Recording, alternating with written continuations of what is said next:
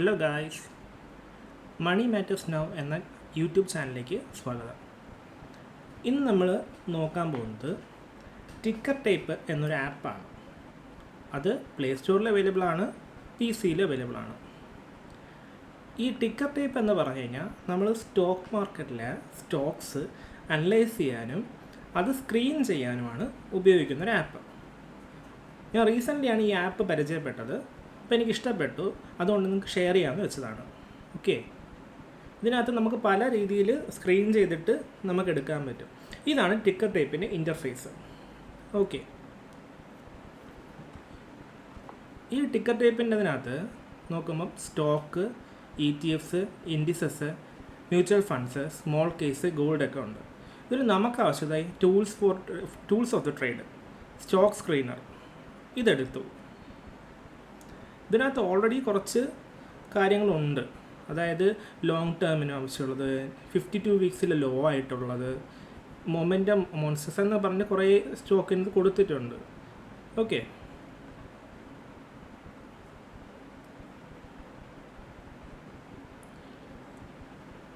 ഇതിൽ നിന്നിപ്പോൾ ഉദാഹരണമായിട്ട് നമുക്ക് ഒരു ഉദാഹരണം പറഞ്ഞാൽ പെന്നി സ്റ്റോക്സ്, അതായത് വളരെ കുറച്ച് തുകയ്ക്ക് നമുക്ക് വാങ്ങാൻ പറ്റുന്ന എന്നാൽ ഹൈ റിസ്ക് ഉള്ള ഹൈ റിട്ടേൺ സാധ്യതയുള്ള സ്റ്റോക്കുകൾ, അതെങ്ങനെ നമുക്ക് സെലക്ട് ചെയ്യാമെന്നുള്ള ഇത് ആപ്പ് വെച്ചിട്ട് ഞാൻ പറഞ്ഞുതരാം.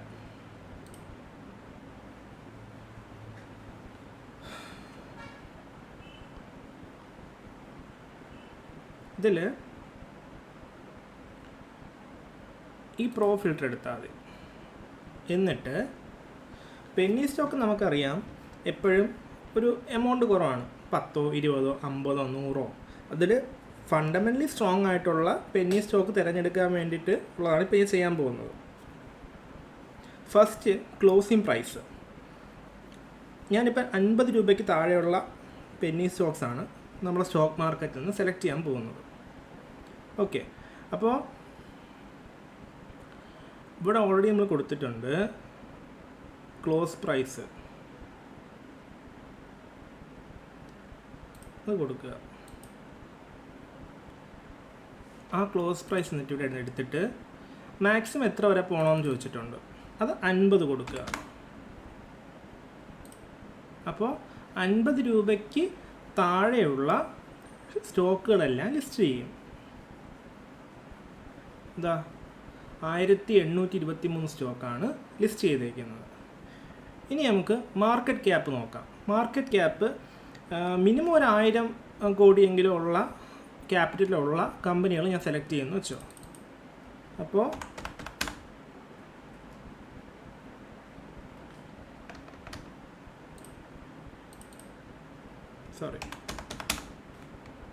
മിനിമം 1000. അപ്പോൾ 1000 കോടി തൊട്ട് അതിൻ്റെ മുകളിലോട്ട് എത്രയുണ്ടോ അത് ഓക്കെ. അങ്ങനത്തെ മാർക്കറ്റ് ക്യാപിറ്റലുള്ള കമ്പനികൾ മാത്രം വന്നു.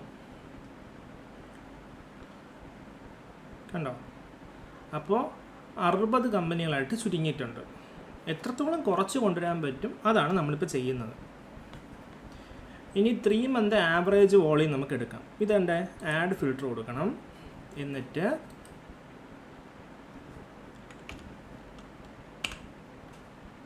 ത്രീ മന്ത് ആവറേജ് വോളിയം ഉണ്ടോ, ഡെയിലി വോളിയം ട്രേഡ് കിടക്കുന്നില്ലേ, ഒരു 10,000 ഡെയിലി ആവറേജ് വോളിയം ഉള്ള സ്റ്റോക്കുകൾ നമുക്ക് സെലക്ട് ചെയ്യാം.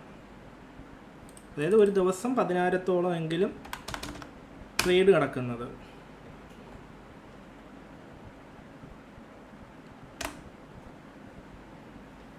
അപ്പോൾ അത് സെലക്റ്റായി.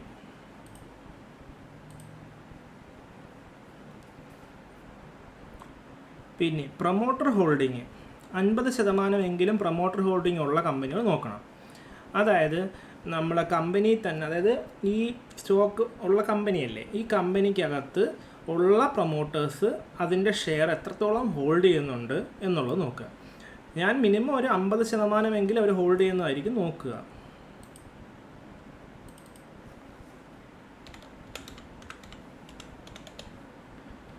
Promoter holdings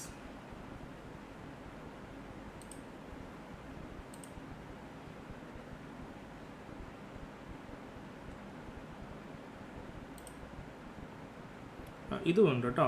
pledge promoter holding ഇപ്പോൾ എടുത്തത്. അതിൻ്റെ തൊട്ട് താഴെ പ്രൊമോട്ടർ ഹോൾഡിംഗ് ഉണ്ട്. പ്ലഡ്ജ്ഡ് പ്രൊമോട്ടർ ഹോൾഡിംഗ് എന്ന് പറഞ്ഞാൽ ഇതിൻ്റെ ഷെയർ ഹോൾഡേഴ്സ് അവർക്കുള്ള ഷെയർ വച്ച് ഈടായിട്ട് എന്തെങ്കിലും ലോണോ ഇതൊക്കെ എടുത്തിട്ടുണ്ടെങ്കിൽ അങ്ങനത്തതാണ് അത് പ്ലഡ്ജ്ഡ് പ്രൊമോട്ടർ ഹോൾഡിങ്സ്. അപ്പോൾ അതിനകത്ത് പ്രൊമോട്ടർ ഹോൾഡിങ് 10% കുറയാൻ പാടില്ല.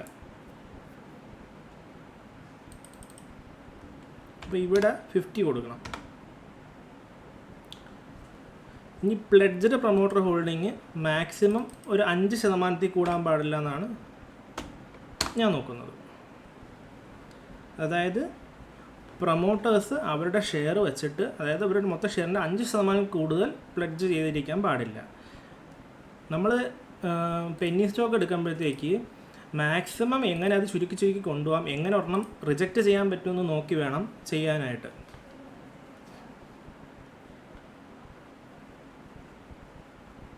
ഞാൻ സ്റ്റോക്ക് മാർക്കറ്റ് എക്സ്പേർട്ടോ അല്ലെങ്കിൽ അവിടെ ഒരു അഡ്വൈസറോ ഒന്നുമല്ല. ഇത് എൻ്റെ ഒരു എഡ്യൂക്കേഷൻ പർപ്പസിന് ചെയ്യുന്നതാണ് ഈ വീഡിയോ. ഇനി ഏർണിംഗ് പെർ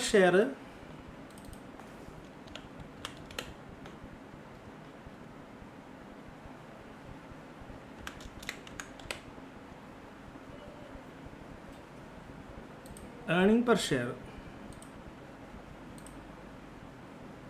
അത് നെഗറ്റീവ് ആവാതെ പോസിറ്റീവ് ഇരിക്കാൻ വേണ്ടിയിട്ട് ചെയ്യുന്നത്. ഇനി അടുത്ത ഫിൽട്ടർ റിട്ടേൺ ഓൺ ഇക്വിറ്റി.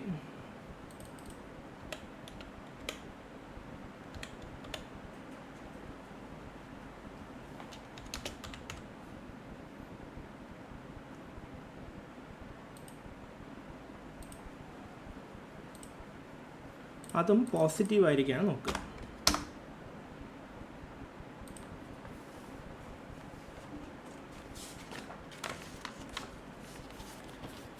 ഇനി ഈ കമ്പനികളുടെ ടോട്ടൽ റവന്യൂ അതും പോസിറ്റീവാണ് നോക്കുന്നുണ്ട്. ഇവിടെ നമ്മൾ ടോട്ടൽ റവന്യൂ അടിച്ചു കൊടുക്കാം.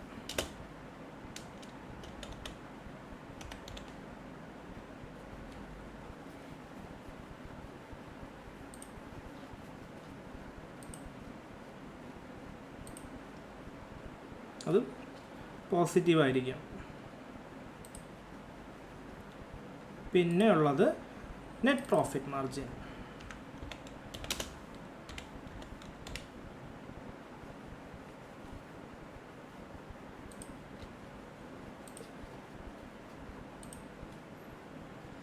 അതും പോസിറ്റീവിലിരിക്കട്ടെ.